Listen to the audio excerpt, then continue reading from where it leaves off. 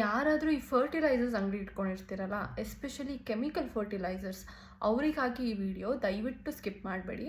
ಅಥವಾ ನಿಮ್ಮ ಫ್ಯಾಮಿಲಿ ಅವ್ರ ಫ್ರೆಂಡ್ಸ್ ಯಾರಾದರೂ ಈ ಅಂಗಡಿ ಇಟ್ಕೊಂಡಿದ್ರೆ ದಯವಿಟ್ಟು ಅವ್ರಿಗೆ ಈ ವಿಡಿಯೋನ ಶೇರ್ ಮಾಡಿ. ಏನಪ್ಪ ಈ ಕೆಮಿಕಲ್ ಫರ್ಟಿಲೈಸರ್ಸ್ ಅವ್ರಿಗೆ ಟಾರ್ಗೆಟ್ ಮಾಡಿ ವಿಡಿಯೋನ ಮಾಡ್ತಿದ್ದಾಳೆ, ಯಾಕೆ ಮಾರ್ತಿದ್ದೀರಾ ಅಂತ ಕೇಳ್ತಾಳಾ ಅಥವಾ ನಿಲ್ಲಿಸ್ಬಿಡಿ ಅಂತ ಹೇಳ್ತಾಳಾ ಅಂದರೆ ಖಂಡಿತ ಅಲ್ಲ. I am no one to say that. ನಾನು ಒಂದು ಬೇಸಿಕ್ ಸಿನಾರಿಯೋನ ಎಕ್ಸ್ಪ್ಲೈನ್ ಮಾಡ್ತೀನಿ ನಿಮಗೆ. ಈಗ ನಾವು ಹುಷಾರಿಲ್ಲ ಅಂತ ಮೆಡಿಕಲ್ ಸ್ಟೋರಿಗೆ ಹೋಗ್ತೀವಿ ಟ್ಯಾಬ್ಲೆಟ್ಸ್ ತೊಗೊಳ್ಳಿಕ್ಕೆ. ಈ ಮೆಡಿಕಲ್ ಸ್ಟೋರ್ ಅವರು ನಮಗೆ ಟ್ಯಾಬ್ಲೆಟ್ಸ್ ಅಥವಾ ಸಿರಪ್ನ ಕೊಟ್ಬಿಟ್ಟು ಇದೇ ತೊಗೊಳ್ಳಿ ಅಂತ ಸುಮ್ಮನೆ ಆಗ್ಬಿಡ್ತಾರಾ? ಅಥವಾ ಕೊಟ್ಟ ಮೇಲೆ ಈ ಟ್ಯಾಬ್ಲೆಟ್ನ ಬೆಳಗ್ಗೆ ಒಂದು ತೊಗೋಬೇಕು, ರಾತ್ರಿ ಒಂದು ತೊಗೋಬೇಕು, ಈ ಸಿರಪ್ನ ಇಷ್ಟೇ ML ತೊಗೋಬೇಕು ಅಂತಲೂ ಹೇಳ್ತಾರೆ.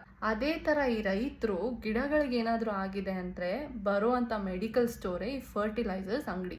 ಆದರೆ ಒಂದು ನೆನಪಿರಲಿ, ನಿಮ್ಮ ಹತ್ರ ಬರುವಂಥ ರೈತರು 90-95% ಯಾರಿಗೂ ಓದಲಿಕ್ಕೆ ಬರಲ್ಲ.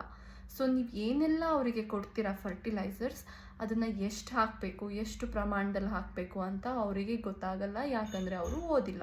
ಅದಕ್ಕೆ ನಿಮ್ಮೆಲ್ಲರಲ್ಲಿ ನನ್ನ ರಿಕ್ವೆಸ್ಟ್ ಏನು ಅಂತ ಅಂದರೆ, ನೀವು ಯಾವಾಗೆಲ್ಲ ಫರ್ಟಿಲೈಸರ್ಸ್ನ ರೈತರಿಗೆ ಕೊಡ್ತೀರಾ ಅದನ್ನು ಎಷ್ಟು ಪ್ರಮಾಣದಲ್ಲಿ ಹಾಕಬೇಕು ಅಂತ ಆಲ್ರೆಡಿ ಆ ಬ್ಯಾಗ್ ಮೇಲೆ ಬರೆದಿರುತ್ತೆ ಅಥವಾ ಬಾಟಲ್ ಮೇಲೆ ಬರೆದಿರುತ್ತೆ, ಅದನ್ನ ದಯವಿಟ್ಟು ರೈತರಿಗೆ ತಿಳಿಸುವಂಥ ಪ್ರಯತ್ನನ ಮಾಡಿ. ಅದರ ಜೊತೆಲಿ ನೀವು ಇನ್ನೊಂದು ಅವೇರ್ನೆಸ್ನ ಕೂಡ ಮೂಡಿಸ್ಬೇಕಾಗುತ್ತೆ. ಏನು ಅಂತಂದರೆ, ಈ ಫರ್ಟಿಲೈಸರ್ಸ್ನ ಹೆಚ್ಚು ಪ್ರಮಾಣದಲ್ಲಿ ಹಾಕಿದ್ರೆ ಗಿಡ ಹಾಳಾಗುವಂಥ ಚಾನ್ಸಸ್ ಇರುತ್ತೆ, ನಮಗೆ ಈಲ್ಡ್ ಕೂಡ ಸರಿಯಾಗಿ ಬರಲ್ಲ ಅನ್ನೋದು ಕೂಡ ನೀವು ಕ್ಲೀನಾಗಿ ಕನ್ವೆ ಮಾಡಬೇಕಾಗತ್ತೆ ರೈತರಿಗೆ. ನೋಡಿ, ನಾವು ಯಾರಿಗೂ ಪ್ರೆಷರೈಸ್ ಮಾಡ್ಲಿಕ್ಕಾಗಲ್ಲ ಕೆಮಿಕಲ್ಸ್ನ ಸ್ಟಾಪ್ ಮಾಡಿ ಅಂತ. ಯಾಕಂದರೆ ಇಂಡಿಯಾದಲ್ಲಿರುವಂಥ ಬಹಳಷ್ಟು ರೈತರಿಗೆ only source of income is farming. And ನಿಮ್ಗೆ ಎಲ್ಲರಿಗೂ ಗೊತ್ತು, ಕೆಮಿಕಲ್ ಫಾರ್ಮಿಂಗಿಂದ ಆರ್ಗ್ಯಾನಿಕ್ ಫಾರ್ಮಿಂಗಿಗೆ ಶಿಫ್ಟ್ ಆಗಬೇಕಾದ್ರೆ ಸ್ಟಾರ್ಟಿಂಗ್ ಫ್ಯೂ ಇಯರ್ಸ್ ಈಲ್ಡ್ ಕಡಿಮೆನೇ ಇರುತ್ತೆ.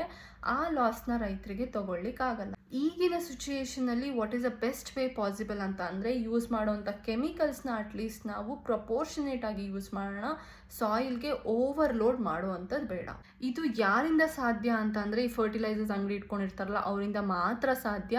ಈ ಶಂಕದಿಂದ ಬಂದ್ರೇ ತೀರ್ಥ ಅಂತ ಹೇಳ್ತಾರಲ್ಲ, ಆ ಥರ ರೈತರು ನಿಮ್ಮ ಮಾತನ್ನು ಮಾತ್ರ ಕೇಳೋದು.